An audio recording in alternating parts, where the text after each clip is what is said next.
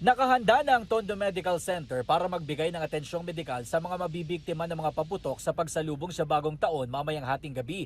Ayon sa ospital, nasa 15 na ang naitatalang kaso ng firework-related injuries mula noong December 21. Doble na raw yan ng bilang ng kaso kumpara noong nakalipas na taon. Dalawa sa mga pasyente ay nananatiling naka-admit.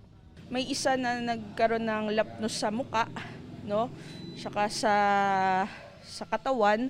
And then yung isa nagkaroon ng malaking sugat dun sa paa. Yung isa na sa plapla, tapos yung isa sa King Kong.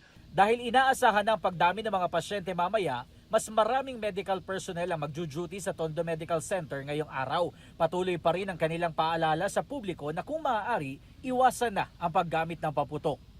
Pero kung hindi talaga, no, kung naging parte na talaga ng selebrasyon natin, yung mga nanonood lang, no, kung kaya na mas malayo in distansya dun sa mga paputok, mas maganda.